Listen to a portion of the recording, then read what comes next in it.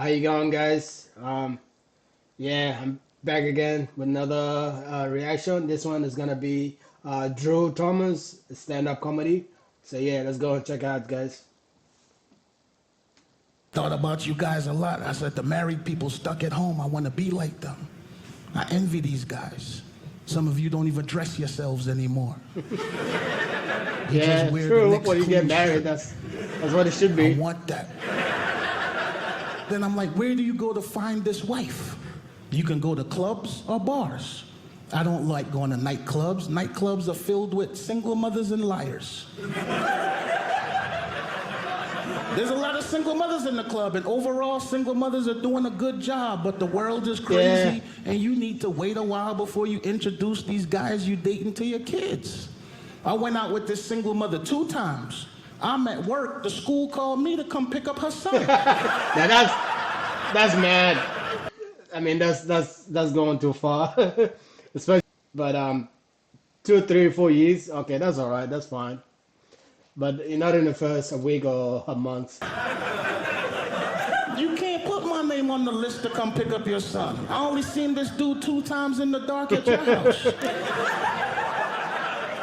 They wear uniforms now. They got the same little haircut. I might pick up the wrong kid. Now this dude Exactly. is on my backseat wheezing. I don't need that. Exactly. That's why, you got to make sure the person that you're dating, you guys been together for a while, like a year at least.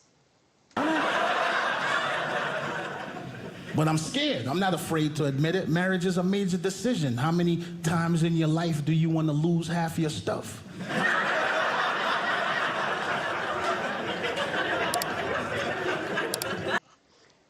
I mean, again, it depends. With people like nowadays, if you get married and you're the one making more money, then you're gonna lose half of your stuff. But yeah, it depends. There's still great people out there, and yeah. If you guys like this video, guys, subscribe, like you guys see, like the video. Appreciate it a lot.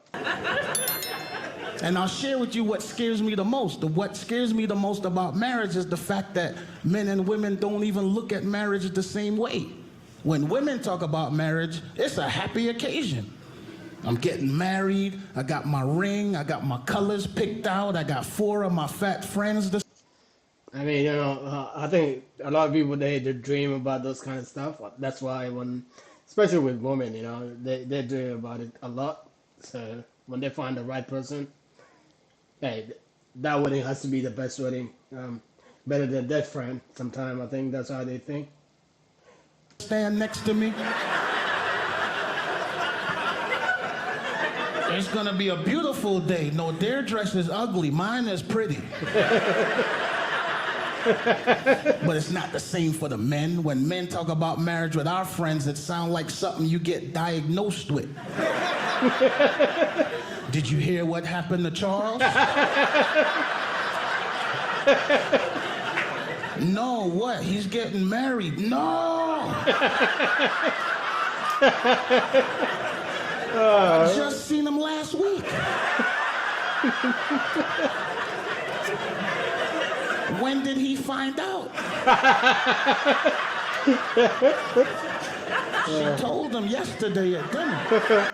And the fiance or the person that he is about to marry probably knew this, years, probably so, or longer than that. So women's normally plans things long time ago, and the guys don't know. So yeah. Is there anything that we could do for him? No, the invitations already went out. There's nothing we can do.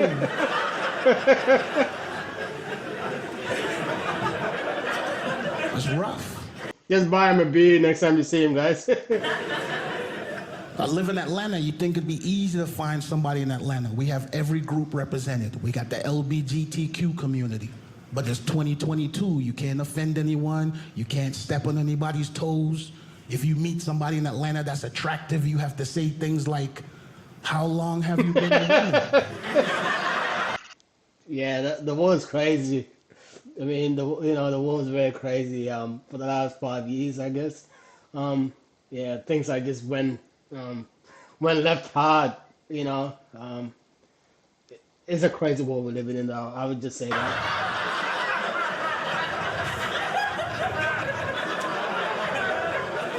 That's a legit question in Atlanta. Like, if you've been doing this for 10, 15 years, I might be okay with it. But if this is your first date, I don't want no parts of this. I could tell you just bought these heels, you really can't walk in them. You still saying things guys say like race you to the car. Don't no woman say race you to the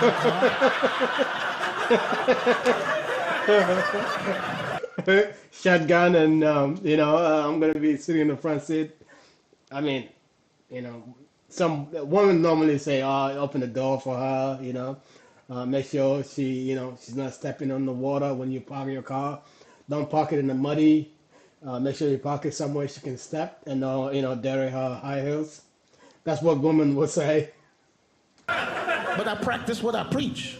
The older I get, I realize nobody wants to die alone. You have to be open-minded to dating people from different races, Exactly. different religions, different age ranges. Exactly. I used to date a Muslim girl. She came to me early in the relationship and said, "Would you consider becoming Muslim so we could get married?" And I was like, "No, I'm Christian. I just want one wife and a girlfriend. Who wants 4 wives?" Oh, man.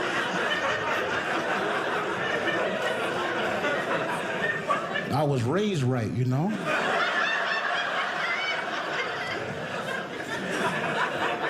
Nobody wants to come home from a night of drinking and be like, "I was out with the fellas. I was out with the fellas. I was out with the fellas. I was out with the fellas."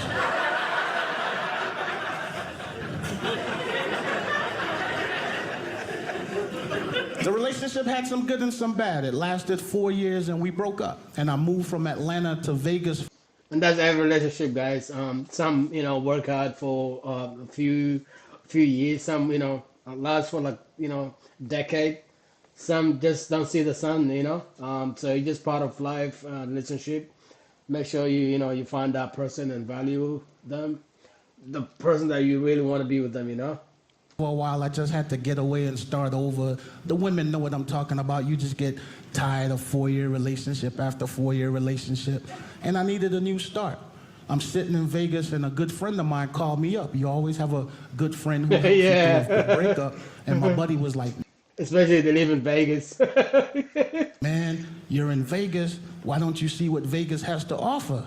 And I was like, "Bro, I'm tired. I'm not doing anything else. No more dinners, no more movies, no more car parts. I'm not buying anything else."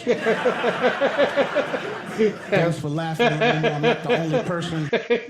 Buying a car part, like a bumper or a light or windshield. So he be looking after all these baby mamas, hey. Ever bought a woman? Some women, they, when they're not together with the person that they had a child with, they really, step in and, take care of that. But some women, they just, just sit back and wait for the next man to provide everything, which is not the right way to go about it. In car parts before.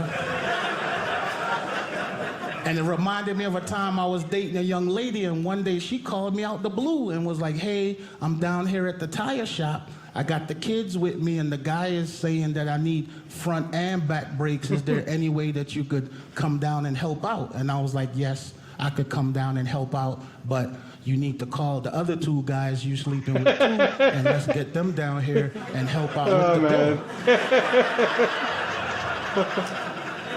So I got down to the tire shop and I got the guy on the phone and I said, "Hey man, I already paid for these front brakes. You need to come pay for these back brakes because we need to keep her safe while she drives between both our houses."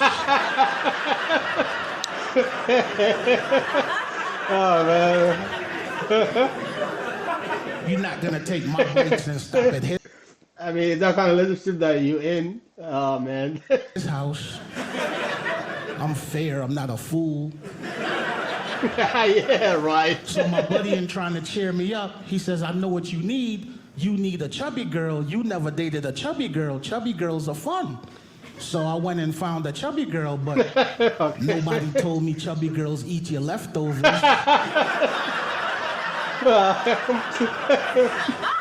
Oh God. And I wasn't prepared for that. I don't have extra meals like that. I'm on a budget. All my meals are spoken for. She would call me in the middle of the day and be like, I left this morning quietly. I didn't want to make no noise and wake you. And I'm like, yeah, but you took my lunch. I was going to eat that spaghetti when I woke up. This ain't going to work, chubby girl. This ain't going to work.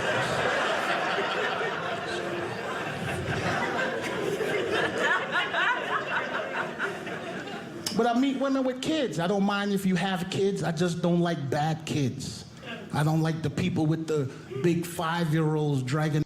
Big 5-year-old. I mean, that's not a kid. That's almost um uh, uh another another 10 years and it'll be a teen. They feeding baby strollers all over Walmart. If you can go from Walmart to your car and your kid can get out the stroller, help you break it down and put it in the back of the car, they don't need to be in no stroller. Yeah. I'm in the mall the other day, I seen a kid in a stroller reading. Check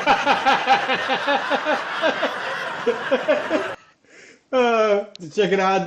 The magazine for the what's on the store next month and how cheap they are gonna be. Bargaining. And you know who I hate the most? You know the people with the 3 and the 4-year-olds that can talk, but the mother let them use a pacifier? I'm over this girl house 2 weeks ago. We sitting on the couch watching TV, baby in the middle of the living room playing.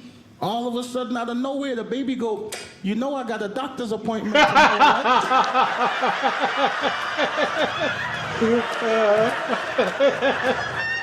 Are you sure that's not a grandparent?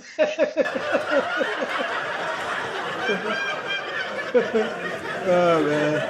And I'm like, this is not a baby. This dude is making whole sentences out here this morning. Yeah. Uh, there you have it, guys. That was Drew Thomas, stand-up comedy. Yeah, it is funny, guys. Breaking it down like that. Being from single mom, to LBG community and to just big girls Yeah, he's funny guy. He's funny. So if you like this video, like the video, guys. Let me know who I should react to next. Yeah, subscribe. I keep saying, so I hope you guys subscribe. So go ahead, subscribe, guys. I appreciate it a lot. Motivate me. I'm gonna try to make more videos from now on. So yeah, let me know who I should react to, like I said earlier. Yeah, until then, have a good night, guys.